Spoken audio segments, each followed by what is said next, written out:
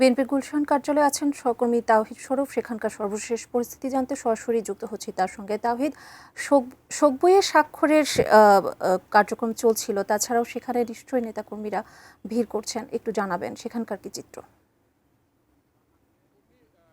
যেমনটি জানিয়েছিলাম, সাবেক প্রধানমন্ত্রী বেগম খালেদা জিয়ার মৃত্যুতে সারা দেশ শোকে স্তব্ধ। তার এই রাজনৈতিক কার্যালয়ের সামনে আমি রয়েছি রাজধানীর গুলশানে। তিনি তার রাজনীতির একটি বড় অংশ তিনি এই জায়গাটিতে কাটিয়েছেন।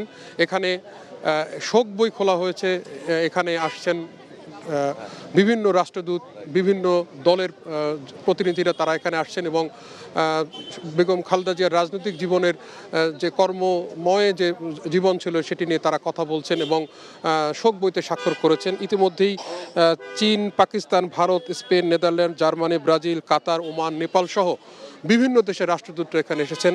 আমরা দেখেছি যে কিছুক্ষণ আগে এখানে এসেছিলেন নাগরিক ঐক্যের সভাপতি মাহমুদুর রহমান মান্না। তিনি গণমাধ্যমের সঙ্গে কথা বলেছেন। এখানে এসেছিলেন বাংলাদেশ জামাত ইসলামের নায়েবে আমির ডক্টর সৈয়দ আবদুল্লাহ তাহিরের নেতৃত্বে জামাত ইসলামের একটি প্রতিনিধি দল।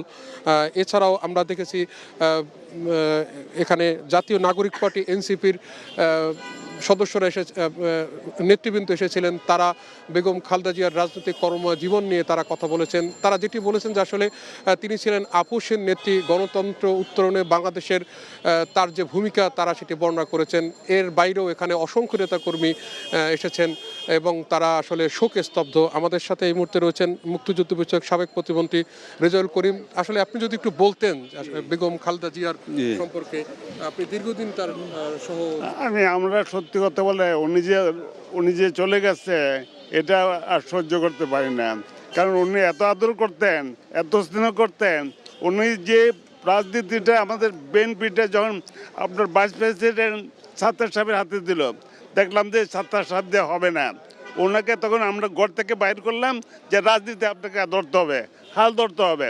হাল ধরার পর এই আবশ্যিক নেত্রী কেন বলা হয়, এরশাদ বিরোধী আন্দোলনে আপনার যেই আন্দোলন করা হয়েছে, শেখ হাসিনাকে চিটাগাং বলল যে এরশাদের লোকের নির্বাচন করবে সে হবে মানে তার হবে কি বলবে, এটা তাদের ভাষায় ব্যক্ত করা যায় না, যে ব্যক্ত কথা বলা যায়। এর পরের দিনে সে একসাথে সাথে নির্বাচন করে, ম্যাডাম সেখানে যায় না।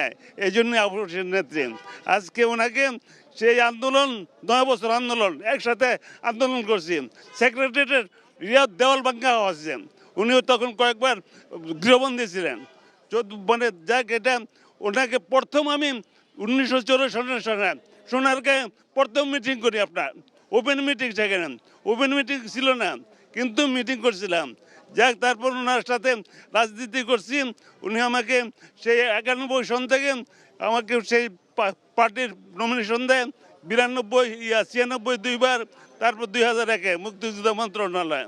এই মুক্তিযুদ্ধ মন্ত্রণালয় ওনার সাথে অনেক স্মৃতি আছে, অনেক আছে, যেগুলো সিলেক্ট হয়তো ফ্লাইট লেফটেন্যান্ট মতিউর রহমান বিশেষ, তাকে সে পাকিস্তান থেকে আনছি।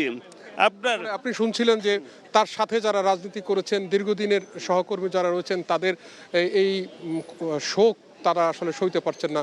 তো রাজনৈতিক কার্যালয়ে বিএনপি চেয়ারপারসন রাজনৈতিক কার্যালয়ে নেতাকর্মীরা আসছেন, তারা আসলে শোক জানাচ্ছেন।